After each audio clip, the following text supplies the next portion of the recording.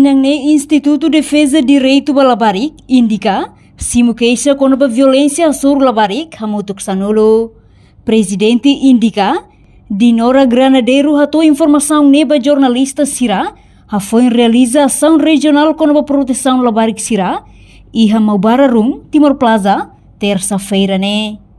Nia reconhece caso violência labarik Timor-Leste ASTBs tuir dados nebe maihusi polícia VPU hatudu katak caso violência tanto físico, sexual, no psicologia, barcliu violência físico no sexual. Mas que indica laos instituição nebe halo atendimento bakazu, mas be indica rasik durante nesse mukeisa konoba violência sobre labarik no tinang ne hamutuk sanulu no husi número caso ne barcliu abandono no direito paternal.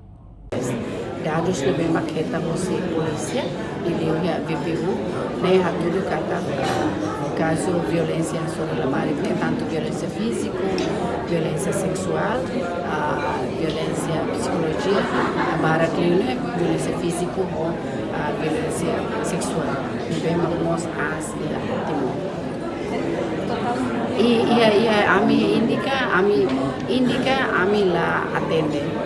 A mim los instituição da nebe maka halo atendimento vai caso mas bem a mim rasimos cada vez simu queixa e indica batina 2025 né mas agora né a mim foi minha caso a mim simu caso ba violência sobre a mulher né conventa sa no direito da para mas bem para clio né e a polícia e hoje a mim simu casos né a mim refere que também indica lá halo atendimento para caso. Vai bem, a minha bloque vai ir a vítima, a família vítima, a toqueja, a minha refere que era caso, né? Vai ir a Ministério da Solidariedade Social, ele vai ir a Itani Oficial de Proteção Labarik, também tuir lei proteção labarik no jovem em perigo, pessoal ne bem ou instituição ne bem responsável vai ir caso violência sobre labarik ne maka é necessário.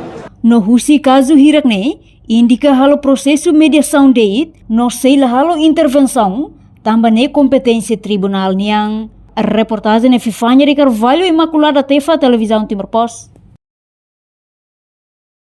Janela informação ba emogoto. Atua tem informação atual dia clio kita haluha haneham botão subscribe like halo comentário no fahe tutang ba media sosial hotu.